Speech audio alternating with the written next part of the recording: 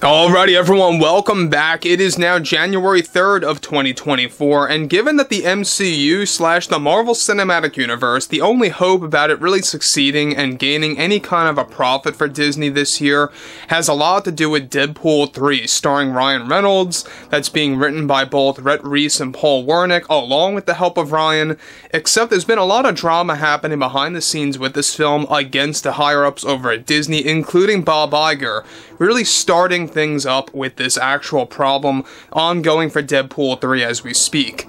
This is Mike Zero. Subscribe if you're new and like this video to see future updates. You can also follow me at Mike01. I thank you also very much for the great and kind support.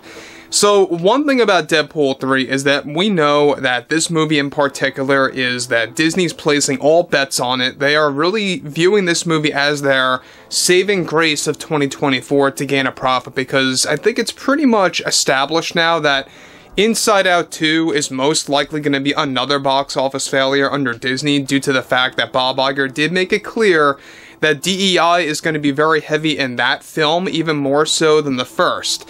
So what's interesting about all of this has a lot to do with the ongoing drama and conversations happening between the creatives and the Disney higher-ups, and exactly what it really means for Ryan Reynolds as an actor and how he reacted to Disney as of late. Now, one thing about Ryan Reynolds is that he's been standing up for what he's passionate about for the past couple of days now on Deadpool 3, going up against Disney and really trying to protect it at all costs.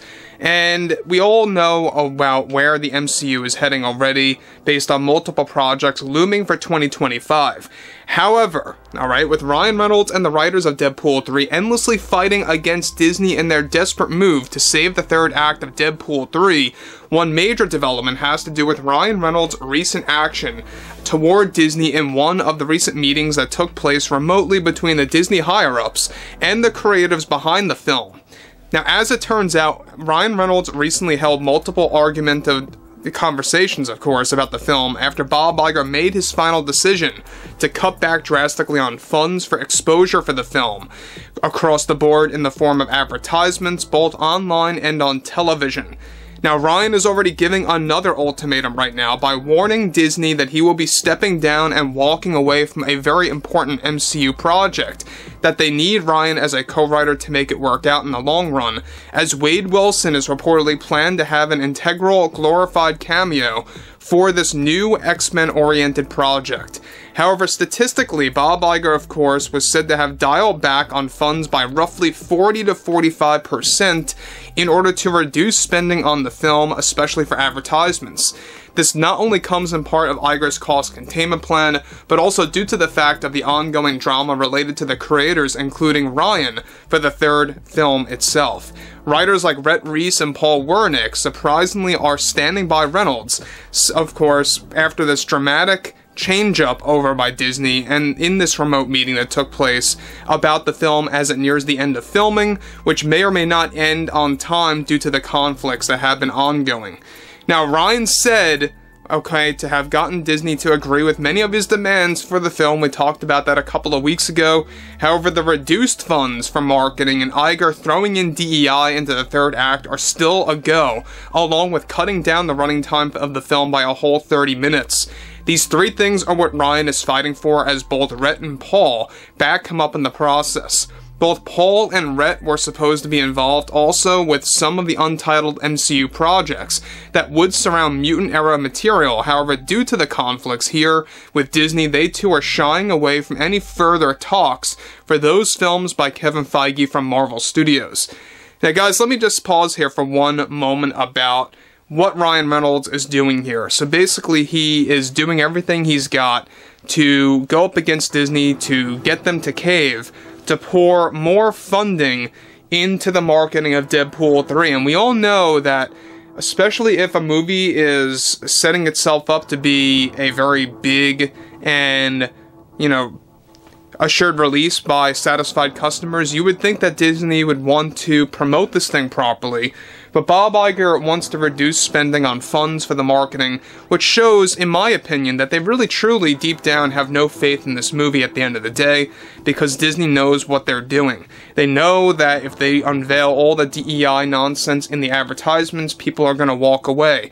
I mean, that's what it seems like, right? That they're trying to hide this overall approach to Deadpool 3 to the general public and to just get people in by mystery and really get them in out of curiosity about the film.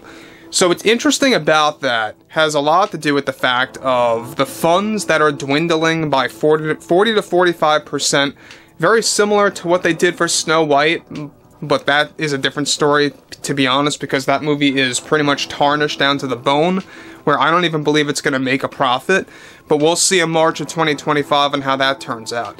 As for Deadpool 3, we are just a number of months away from this movie dropping in theaters where we stand right now. Yes, it could get delayed due to the ongoing drama and some of, the overall roadblocks that they've been hitting due to these conflicts between Ryan, Rhett, and Paul against those like Bob Iger.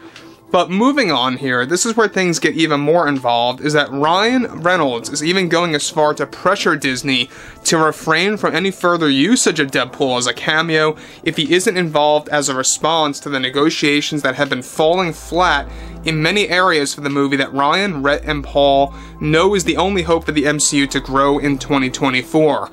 Now, marketing of the film is also planned by Disney to start late, around June before its planned July release date window. However, Ryan wanted to begin marketing the film around April to get the word out of the film arriving in the summer to common moviegoers. And guys, let me say one thing about Ryan right there, is that makes a lot more sense. Figure they wrap up filming by the end of July as originally intended, which by the way right now it's looking to be early February at this rate. Even if they get it on the late end, they can get this movie pretty much, far away done in post-production, just in time to begin promoting it by the end of April at the latest. And they can begin throwing out little teasers, little snippets, little posters, stuff like that to kind of bump up the advertising here and there. Disney doesn't want to do that. They're all locked in to begin marketing this thing in June, just before the July release date window, which I think is foolish of them because you're getting less exposure, not only by reducing funds and less advertisements, but having a shorter window of getting the word out to people that may not be aware that Deadpool 3 is coming out. Not everyone is on the internet searching this movie up and when it's coming out. Those are the people that Disney needs to reach. So that's the problem here. That's why Ryan is desperately fighting against Disney to bump up the funds and to kind of give him a bigger window to promote this film. Now you gotta remember that this movie is Ryan Reynolds' baby. He really wants this movie to succeed.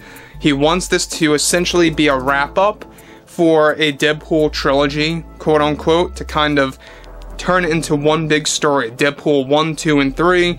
And then move on to mutant era projects, some of which he was removed from, some of which he's still latched onto, and now walking away from as a form of an ultimatum against Disney. So there's a lot of back and forth battles happening right now for the development of Deadpool 3. So I would like to hear what you guys have to say about this below in the comments. And if you guys did enjoy the content for today, make sure to drop a thumbs up on this video to support the channel, and I will catch you guys later.